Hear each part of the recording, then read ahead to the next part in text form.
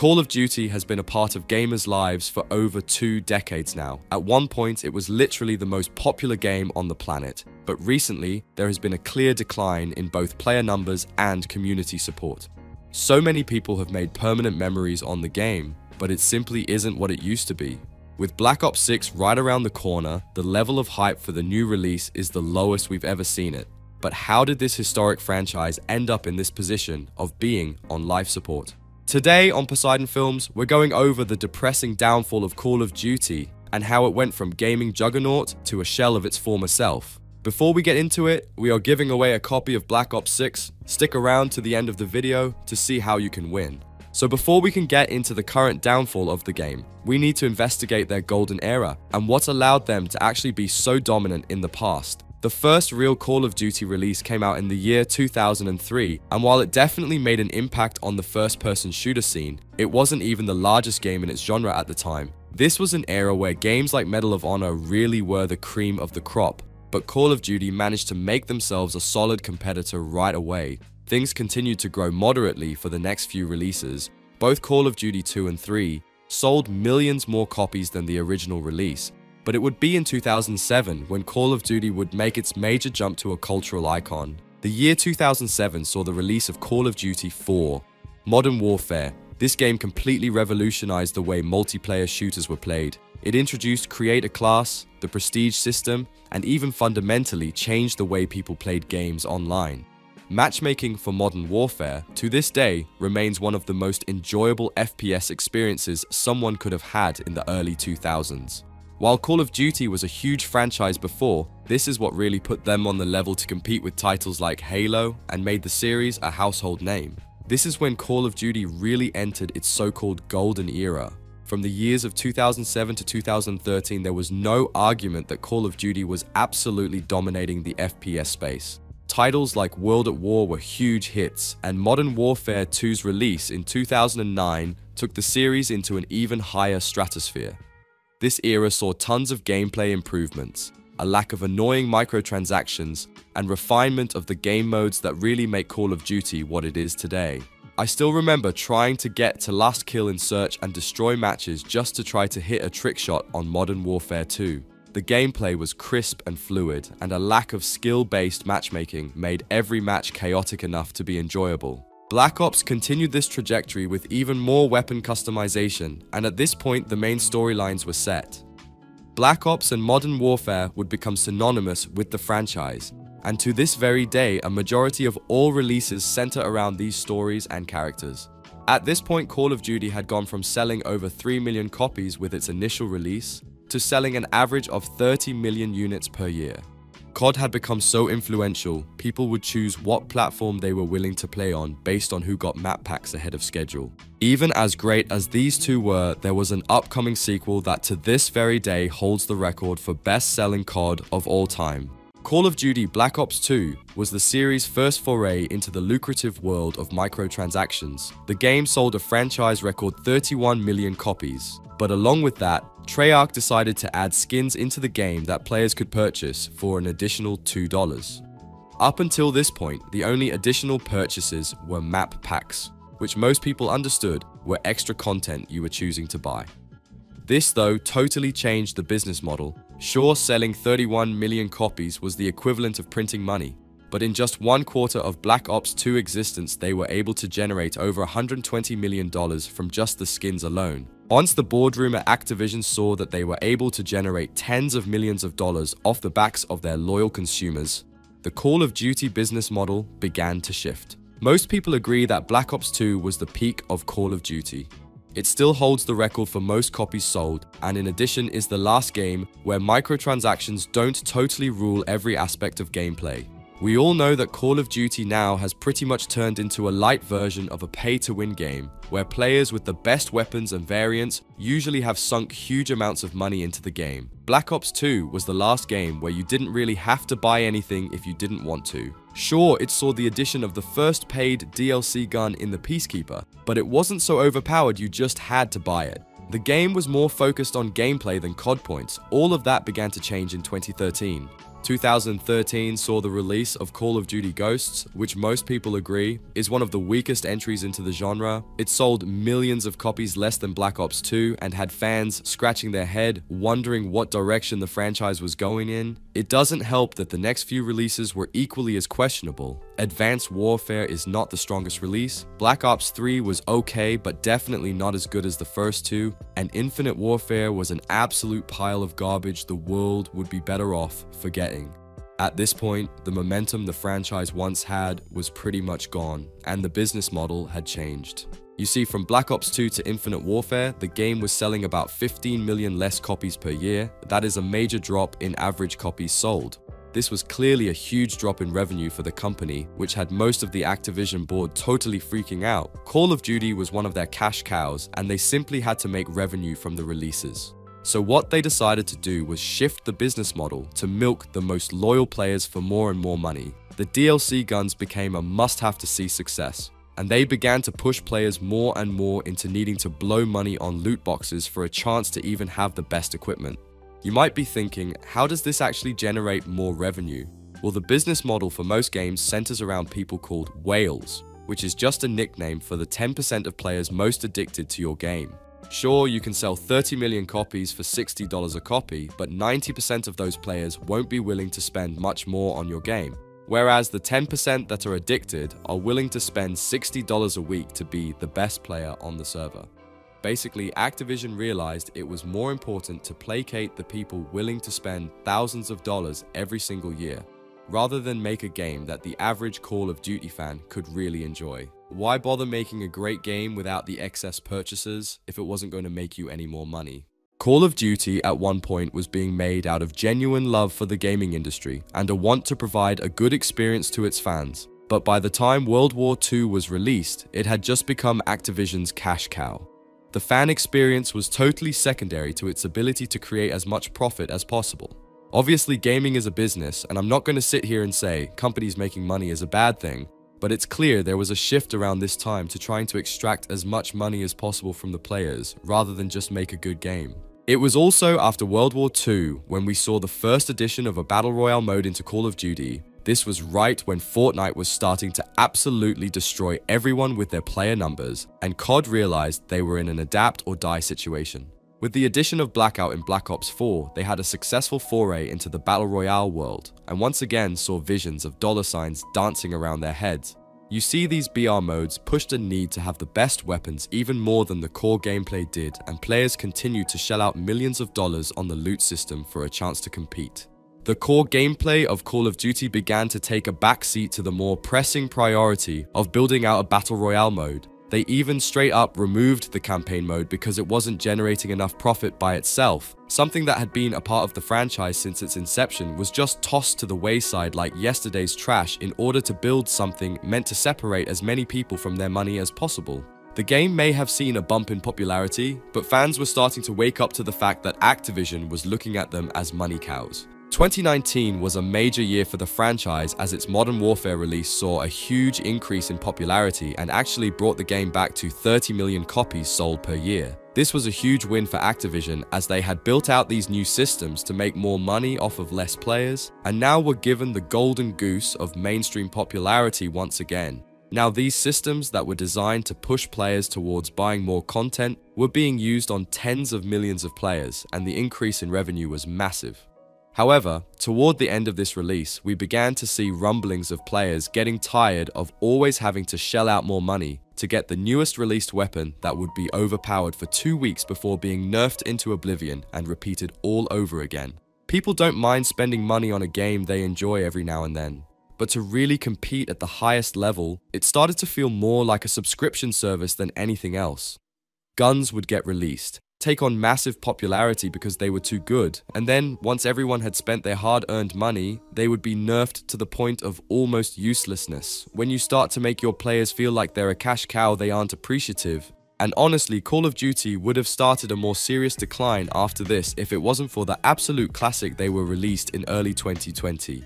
Call of Duty Warzone was released in March of 2020 in the midst of the pandemic, when everyone and their mom had enough free time to beat every Elder Scrolls game back to back. The entire focus of the company switched from multiplayer to almost exclusively Warzone. This is when I think COD really started to lose its identity. Don't get it twisted, this isn't going to be a video where I crap all over Warzone. It did a lot to bring Call of Duty back into the mainstream of gaming. But what I will say is that it was beginning of the end of the game's identity up until this point. Sure, they had begun to add microtransactions and really milk players for money, but the core gameplay was still centered around the traditional multiplayer experience. Warzone, however, allowed them to shift a majority of their focus in Battle Royale mode, and the way the economy of Battle Royale games are designed, it just accelerated a lot of the negative changes we see today. Games like Fortnite, even PUBG, focus more on selling skins, camos, weapons, other than just copies of the game. And while the meta was already pushing people to spend money on the game to get the best weapons, this was really pushed further with Battle Royale mode. Suddenly, not having the best weapons in the game became a much bigger roadblock for all players. If you are constantly getting lasered across the map with a new DLC weapon someone paid $5.99 for, you are going to feel pressured to spend money on the game to get the same weapon. It also doesn't help that a lot of the matchmaking technology was centered around pushing players to make purchases. For example, a patent filed by Activision in 2019 centers around a matchmaking system designed to put players who spend money on the game against people who don't.